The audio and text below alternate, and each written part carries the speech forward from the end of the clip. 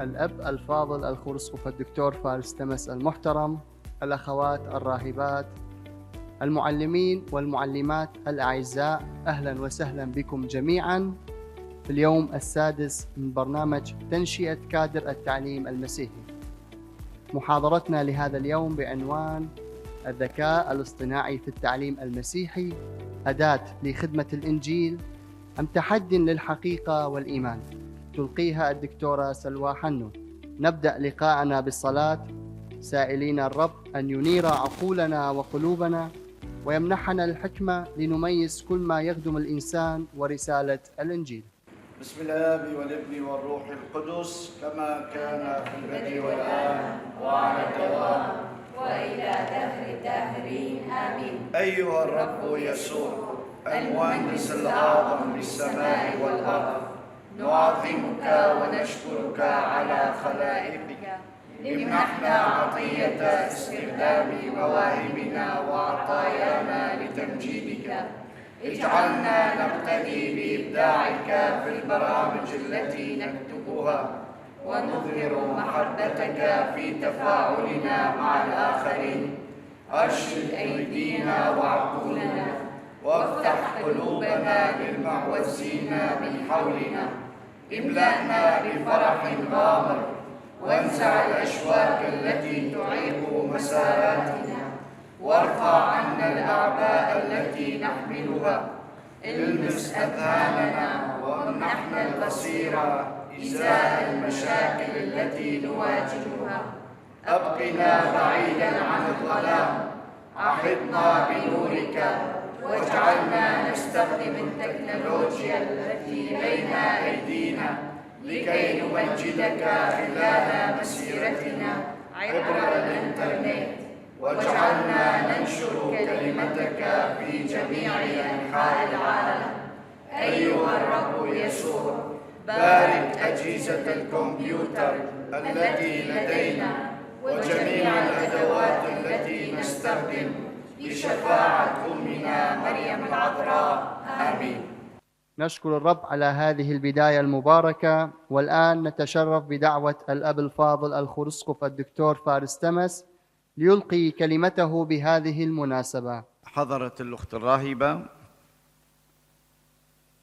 حضرت الدكتورة سلوى، أيها الأحباء الكرام، في زمن باتت فيه الآلات قادرة على محاكاة الحوارات والتعليق على نصوص معقدة وإسداء النصيحة حول أسئلة الحياة الصعبة، يبرز سؤال جوهري ألا وهو: ما هو دور الإيمان في عالم يتغير بفعل الذكاء الاصطناعي؟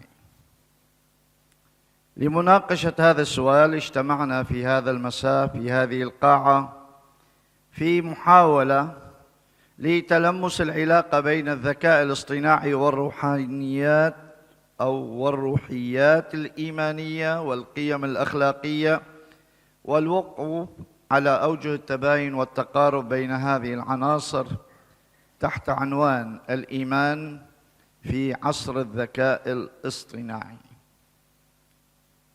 لا يمكن النظر أو التفكير في الإيمان بمعزل عن كل ما يتعلق بالتطور والتقدم، لذا علينا مناقشة معنى أن يحيا الإنسان في عصر التقدم التكنولوجي السريع، وما يمكن للتعاليم الإيمانية والروحية أن تقدمه في عالم تسيطر عليه البيانات والخوارزميات بشكل متزايد. أيها الأحباء، علينا البدء بمحاولة تعديد ما تستطيع الآلات القيام به وما لا تستطيع القيام به، حيث شكلت هذه النقطة محوراً مرجعياً وإطاراً لمناقشة موضوع ما يميز الإنسان عن الذكاء الاصطناعي. أن الذكاء الاصطناعي رغم قدرته على أداء مهام تبدو ذكية، فإنه يظل أداة من صنع الإنسان. قد يبدو الذكاء الاصطناعي ذكياً، لكنه في جوهره مجرد آلة تنفذ منطقا مبرمجا أنه على عكس الإنسان لا يفكر، لا يتأمل، لا يستطيع أن يبتكر شيئا اعتمادا على نفسه كليا، إلا أن كل ما تفعله حتى أكثر نظم الذكاء الاصطناعي تقدما هو محاكاة اللغة فقط من خلال التعرف على الأنماط من كم هائل من النصوص والمواد المكتوبة. إنها تتحدث معك وكأنها تتحدث إلى إنسان، توهمك بذلك غير أنها بعيدة كل البعد عن أن تكون كذلك. كل هذه الأسئلة أحبائي سنتداولها مع الدكتورة سلوى بهذا العنوان الكبير جدا، الذكاء الاصطناعي. تفضلي دكتورة. شكرا. أشكر أبونا فارس، عمل مقدمة كثير حلوة واختصر كثير أمور، ولكن إحنا اليوم راح نغوص بهذا الموضوع وراح نشوف شلون راح نستخدمه كأداة للإنجيل. هل فعلا راح نقدر نوظف الذكاء الاصطناعي وهاي التقنية بخدمة الإنجيل، أم راح تصير فرد تحدي كثير كبير ما راح نقدر نتعامل معانه؟ بمعنى أنه هل الذكاء الاصطناعي راح يكون أداة خدمة ولا راح يكون استبدال، وإحنا راح نستبدله بكثير من المفاهيم الإيمانية والروحية؟ وليش؟ لأن العالم اليوم دخل بينه الذكاء الاصطناعي بسرعة كثير كبيرة، يعني سرعة احنا ما نتوقعها. بعد شوية راح أحكي لكم عن تاريخ الذكاء الاصطناعي وتشوفون أشقد بسرعة اتطور. اليوم التعليم المسيحي إذا نقبل أو ما نقبل كيواجه واقع جديد. هل راح نبقى نعلم أطفالنا وأبنائنا بنفس الطرق والوسائل، أم اليوم إحنا نحاول أن، ما أقول أنا نستثمر، راح أقول إنه نستثمر الوسائل الموجودة، هاي الوسائل اللي هي موجودة بأشكال مختلفة. فواقع التعليم المسيحي اليوم هو واقع جديد. هل إحنا فعلاً راح نواكب هذا التطور لو إحنا نبقى نعلم بالطرق القديمة؟ فهوني أكو سؤال جوهري يطرح نفسه: هل هاي التقنية راح تكون خادم تساعدنا على أن نقدم تعليم مميز لأبنائنا، أم راح تكون بديل لأمور راح نجي عليها؟ تعرفون أنتم العالم اليوم كي يشهد تسارع كثير كبير من خلال دخول الذكاء الاصطناعي، فصارت التكنولوجيا جزء أساسي من حياتنا اليومية، دخلت في كثير مجالات، في مجال التعلم ومجال التواصل. بمعنى أنه هذا التحول السريع يخلي التعليم المسيحي أمام واقع جديد يتطلب من عندنا نعيد التفكير بأساليب التنشئة، لأن الهدف من التعليم المسيحي شنو هو التنشئة، هو التعليم، هو التفاعل مع الأجيال. فإحنا كل دورة من دورات التعليم المسيحي كي نقابل جيل مختلف عن الجيل، خلينا نقول ما جيل وإنما مجموعة من الشباب يكونون عايشين في بيئة يكون بها أمور متطورة تختلف. يعني إحنا دورة هاي السنة راح تختلف عن الدورة الماضية، إنه الذكاء الاصطناعي هاي السنة ما مثل هذيك السنة، هاي السنة شهد تطور كثير كبير. ولهذا لازم نعرف إنه أيضاً في خضم هذا التطور يبرز سؤال جوهري وأساسي، هو هل هاي التقنية راح تخدم الإنسان وتساعده أول شيء على الفهم وعلى النمو الروحي والمعرفي، أم راح تتحول إلى بديل؟ انتبهوا عليها، هل راح تكون تقنية تساعده على الفهم وعلى النمو الروحي والمعرفي، أم راح تكون بديل يضعف دور الإنسان ويستبدل حكمته بالتقنية؟ بمعنى أنه التقنية راح تسيطر على الإنسان وراح تصير هي اللي تمشي الإنسان، وبعد ما راح يكون له أي دور. إضافة إلى هذا السؤال يدفعنا إلى التأمل في كيفية استخدام الذكاء الاصطناعي بشكل متوازن. أريد تحطون خطين جوا شكل متوازن، إنه إحنا كل شيء يظهر في الحياة لازم نحاول أن نستخدمه بشكل متوازن، أن نعمل موازنة بين الشيء اللي أنا أريده والشيء اللي ينفعني، وحتى أقدر أنا أن أواكب التطور. حتى يبقى وسيلة دعم وخدمة للرسالة التعليمية. اليوم أطفالنا أصبحوا أطفال رقميين. إحنا ما نقول طفل رقمي معناها كيعيش مع وسائل التواصل الاجتماعي. أكو طالب أو أكو طفل هسع ما يستخدم وسيلة من وسائل التواصل الاجتماعي؟ أبسط شيء كلتكم أبنائكم وأطفالكم عندهم الموبايل. أكو واحد ما ينطينه موبايل لابنه؟ فإذا إحنا نقبل أو ما نقبل هي أطفال رقميين. فإحنا راح نستخدم هذه الوسيلة حتى تدعم العملية التعليمية، ولكن ما تكون بديل عن الإنسان أو عن القيم الإيمانية والتربوية. مهما كانت التقنية ومهما كانت الوسيلة متطورة ممكن أن نستخدمها ونستفاد من عندها، ولكن أبداً ما تكون بديل للإنسان أو بديل عن الإنسان وعن القيم الإيمانية والتربوية. لأن تعرفون أنتم الذكاء الاصطناعي يساعدني، ممكن يحقق لي كثير أمور، ولكن الذكاء الاصطناعي ما ينطيني شيء روحي. وهسه راح نعرف شلون. شنو هي فرص الذكاء الاصطناعي في خدمة الإنجيل، وكيف ممكن أن نستخدمه بالتعليم المسيحي، اللي هو هذا الأساسي واللي أنتم كلتكم تريدون تعرفون شنو هي الفرص. الفرص لكم كمعلمين تعليم مسيحي هي أولاً يساعدك بإعداد دروس بشكل أسرع. ما عندك وقت كثير ممكن يساعدك، معناها يحضر لك دروس بالكتاب المقدس.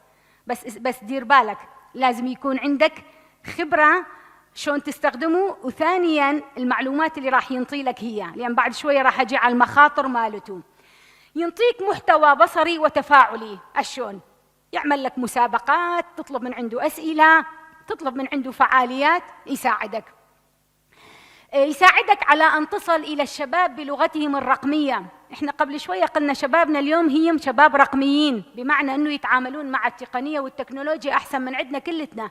تعرفوا هو ما شاء الله بالتقنية. فهذا الذكاء الاصطناعي يساعدك على أن تصل إلى الشباب بلغتهم الرقمية من خلال أشنو؟ من خلال عروض تقديمية. يعني تعمل عرض تقديمي بريزنتيشن عن طريق الباوربوينت، تسوي مثل ما أنا هسه استثمرتوا هذا الباوربوينت. شوفوا انتم كلتكم منتبهين علينه، لو ما كان اكو باوربوينت يمكن كان يصير عندكم شويه ملل، لان اكيد 5 دقائق حفظتم تفاصيل وجهي، فراح يصير عندكم ملل. بينما كل شريحه مختلفه هذه كي تساعدكم. ايضا يساعد على الترجمه ونشر اوسع، بمعنى انه هو دعم للمعلم، هو ما استبدال للمعلم. فلو نجي نشوف رغم كل هذا بينه شويه مخاطر وبينه تحديات. شنو هي هاي المخاطر والتحديات؟ ممكن تكون المعلومات مالته ما دقيقة لاهوتيا، هذه راح أركز عليها شوية. ممكن يستبدل التأمل الروحي بالسرعة، ينطيك فرد شيء سريع وأنت تفقد التأمل الروحي. التأمل الروحي تعرفون يحتاج وقت، يحتاج أن نعيش أجواء من الصمت، هذه ممكن نفقدها. نفقد التميز يعني بعد ما يظل عندي، أو التمييز ما يظل عندي بعد تمييز لأي شيء. ليش؟ لأن أنا كداخل المعلومة من الذكاء الاصطناعي بسرعة وخلاص. وآخر شيء الاعتماد الفكري. زين، أش أقصد بيها هاي المخاطر والتحديات؟ راح أجي أناقشها نقطة نقطة. النقطة الأولى قلنا ممكن وحدة من المخاطر والتحديات أنه ينطيني معلومات ما تكون دقيقة لاهوتيا. أش أقصد بيها؟ مرات يقدم لي الذكاء الاصطناعي إجابات دينية أو لاهوتية ولكن ما تكون دقيقة أو ما تكون متوافقة مع تعليم الكنيسة. ليش؟ لأنه يعتمد على مصادر متنوعة على الإنترنت وما دائما تكون موثوقة، ولهذا ممكن أن يسبب لي فهم خاطئ للعقيدة أو تشويه لبعض المفاهيم الإيمانية.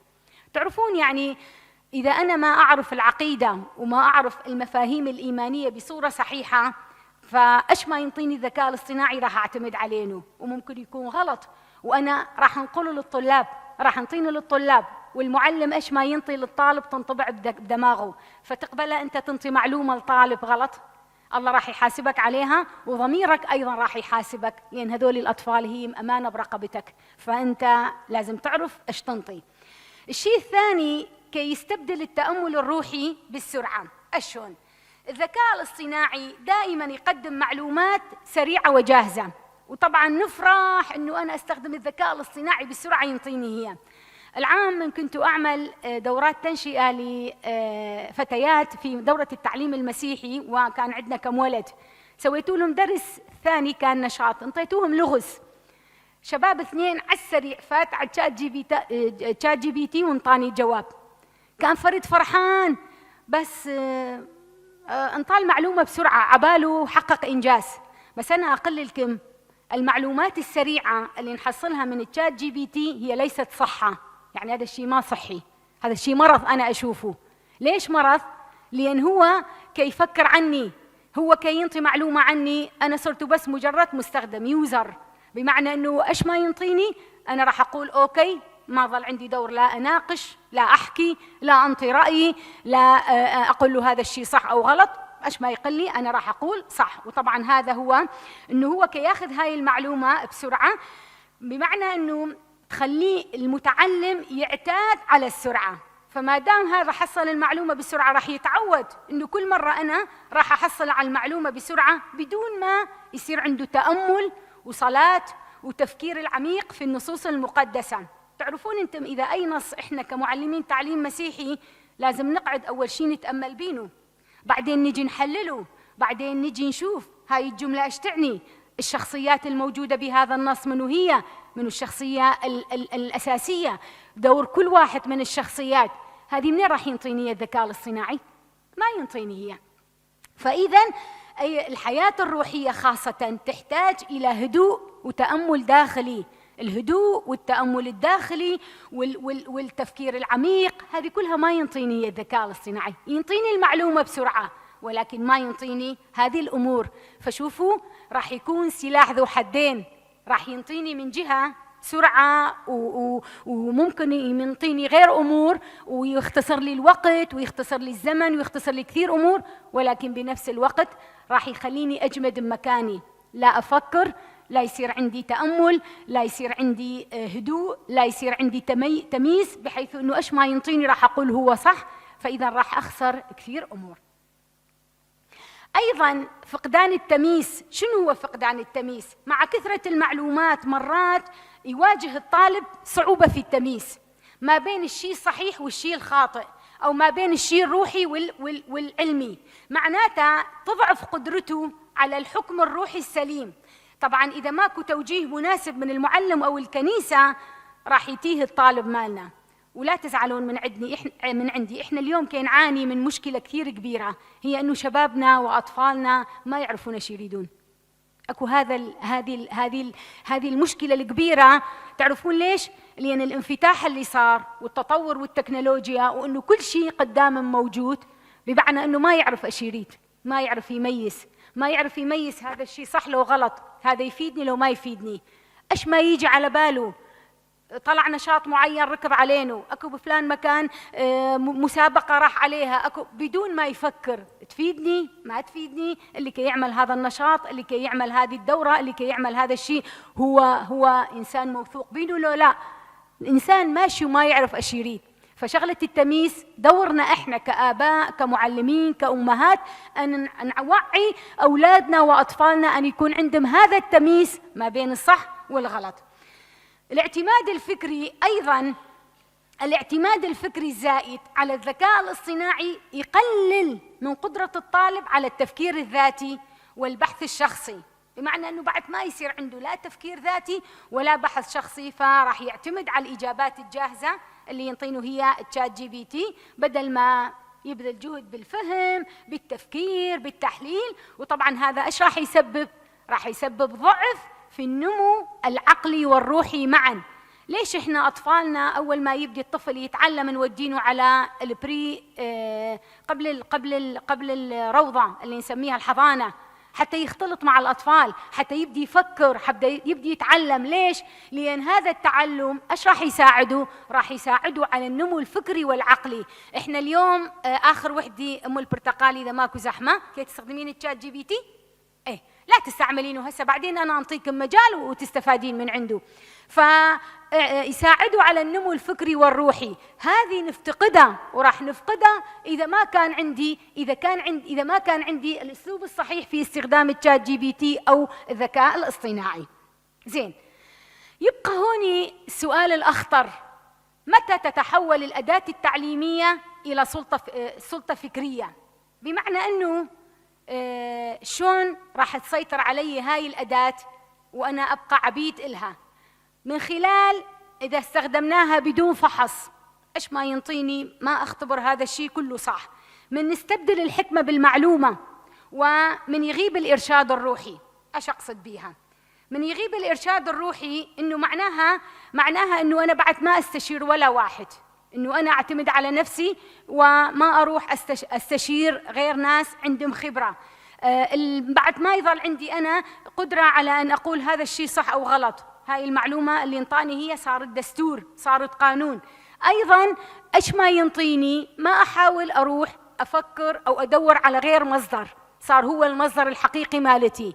مع العلم أنا قلت لكم من البداية يجوز المعلومات مالته هي ما صحيحة 100%، فهذه راح تخليني أصير أداة بيده. زين، من منظور مسيحي ككنيسة أو كمنظور مسيحي، شنو رأيهم بالذكاء الاصطناعي؟ رأيهم يتلخص ب3 نقاط. النقطة الأولى: الحقيقة هي في المسيح وليست في الخوارزمية. والنقطة الثانية: التكنولوجيا تستخدم ولكن لا تعبد. والنقطة الثالثة: امتحنوا كل شيء وتمسكوا بالحسن. هذه هي من منظور مسيحي. ايش نقصد بيها؟ الحقيقة في المسيح لا في الخوارزمية. ايش اقصد بيها؟ هذا المصدر أو هذا المبدأ يذكرنا بأن مصدر الحقيقة الكاملة في الإيمان المسيحي هي المسيح نفسه، ماكو بديل نهائي، هي المسيح نفسه، وليست التكنولوجيا أو الأنظمة الرقمية. مهما كانت التكنولوجيا، وين ما وصلت التكنولوجيا، المصدر الحقيقي هو المسيح. بمعنى أنه الذكاء الاصطناعي والخوارزميات تبقى أدوات بشرية من صنع الإنسان تساعد على الوصول إلى المعلومة، ولكن ما تعتبر مصدر مطلق للحقيقة الروحية أو الإيمانية. ولهذا لازم نرجع إلى المسيح وتعاليم الإنجيل كمعيار أساسي للحقيقة. يعني أنا أفضل نسأل رجل دين، نسأل كاهن، نسأل راهبة، أحسن ما نسأل الذكاء الاصطناعي أو ChatGPT. ليش؟ لأن هي هو ما مصدر الحقيقي ولا المصدر الموثوق 100%.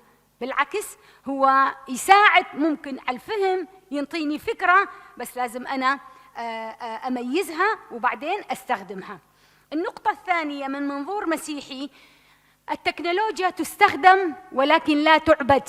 إيش أقصد بيها؟ أقصد بيها إنه التكنولوجيا هي وسيلة نافعة، هذه إحنا متفقين عليها، أبداً ما نختلف. واكو واحد يقول لك التكنولوجيا ما مليحة، وتشوفون أنتم التكنولوجيا دخلت حياتنا، مو بس البرامج والهاي.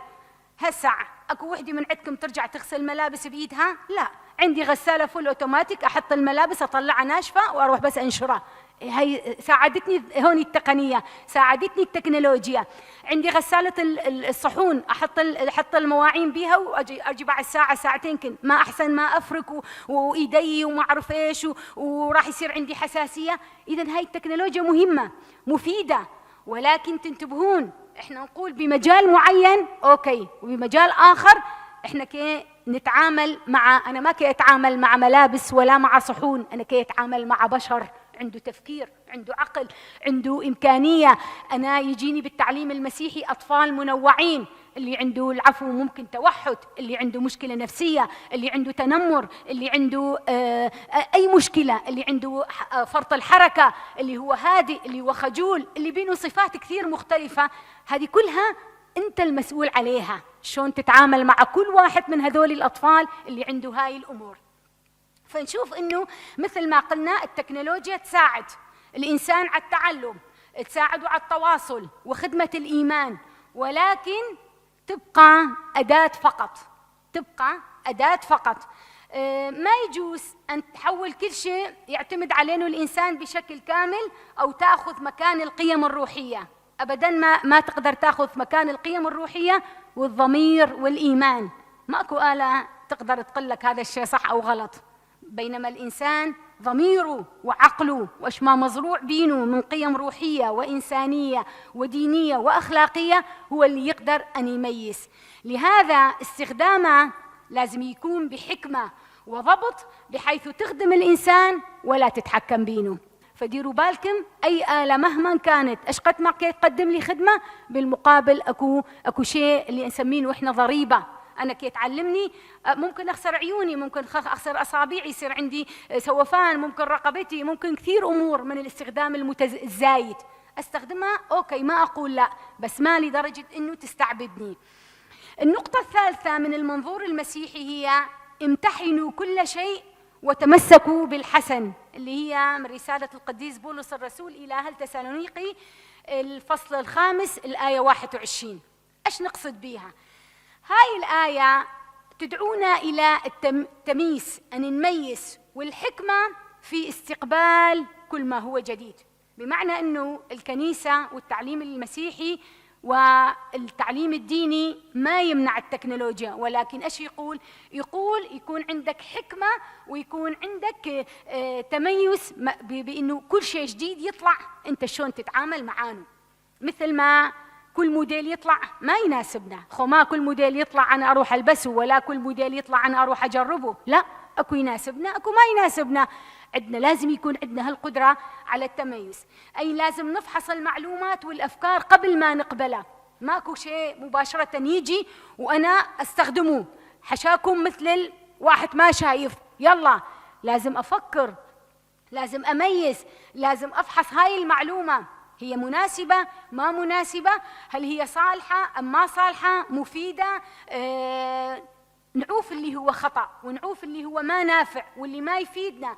ولهذا راح نشوف أنه راح ينطبق على هذا الشيء أيضا على استخدام الذكاء الاصطناعي، بحيث أنه لازم نقيم كل ما يقدمه وما نقبله بشكل أعمى. يعني ما نكون ناس ما عندنا نظر، مجرد أنه أنا إيش ما طلع أروح أستخدمه. وأنا هوني بس الموضوع يعني مثلا الانستغرام ووسائل التواصل الاجتماعي الأخرى، كل البنات عندهم انستا، اللي ما عندها هذه حيشة منكم جاهلة. لا، إيش لو انستغرام ده أروح أحط صوري، ده نزل صوري وما أعرف إيش، كثير أمور ما لازم نستخدمها، وما يكون عندك فيسبوك وما يكون عندك انستغرام. وبعدين هي هاي الثقافة وهذا التطور؟ اسمحوا لي العفو. نجي إلى إضافة إلى هذا المنظور المسيحي، شنو دور معلم التعليم المسيحي ومبادئ الاستخدام الحكيم؟ هسا احنا صار عندنا معلومة انه الذكاء الاصطناعي وسيلة وتساعدني والى اخره. هسا شنو هو دورنا احنا كمعلمين تعليم مسيحي؟ المعلم التعليم المسيحي هو مرشد روحي، لازم يعرف انه كل شيء يستخدمه يكون صحيح ومحقق لاهوتيا. هو مربي ضمير، بمعنى أنه مثل الرقابة البشرية، أنه أنت هذا الطفل عمل شيء صح تقول له صح، هذا الطفل عمل شيء غلط تقول له غلط، أنت ضميره. يكون صانع تمييز، يعني يساعد الطفل على أن يميز ما بين ما هو أخلاقي وما بين هو غير أخلاقي. يكون شاهد حي للإيمان من خلال خدمة الإنسان، أنه يخدمه وما يسيطر علينا. أشون أولاً يحقق من المعلومات من صحة المحتوى، يربط لك المعرفة بالقيم الروحية والأخلاقية، يستخدمه لدعم التفكير لا لإلغاء التفكير. فيسأل هذا الشيء صح، هذا الشيء غلط، هل هذا مهم، هذا غير مهم، بمعنى أنه يبقي الإنسان خاصة المعلم أو المرشد الروحي في مركز التوجيه، يوجه التوجيه الصحيح، مثل ما هو دورنا احنا كلتنا أن نوجه إذا الطفل كي يمشي بالتوجه الصح أو الخطأ. لأن الحكمة المسيحية تقول لا تسأل فقط ماذا أعرف، بل لماذا وكيف ولأي غاية. يعني هسه أطفالنا أول ما يبدون يتعلمون يظل يسأل أسئلة، هذا شنو وهذا ليش وهذا هكذا. ما لازم نعجز من هاي الأسئلة، بالعكس هي هاي الأسئلة الصحيحة. بس إحنا اليوم شبابنا وأطفالنا ما بعد يسألون. تعرفون ليش ما بعد يسألون؟ لأن كل واحد صار عنده عالمه الخاص. أبسط شيء أنا ما يعجبني هذه الجلسة أطلع أخذ موبايلي وأروح. تشوفون بالبيت مرات حتى على الأكل كل طفل كل ولد عنده موبايله وهو مع موبايله، فهوني منو راح يسأل منو راح يجاوب؟ شوفوا إحنا وين رايحين. فعلا إحنا اليوم بتحدي كثير كبير، إذا تصفنون بيها تحدي كثير كبير. الموجة هذه السريعة كي تاخذنا، بس لوين كي تاخذنا؟ ديروا بالكم الشاطر اللي يكون صامت وثابت إلى النهاية. زين، فإذا خلاصة هذا الشيء اللي حكيناه، هل الخطر في التكنولوجيا أم في خضوع الإنسان لها؟ إيش تقولون أنتم؟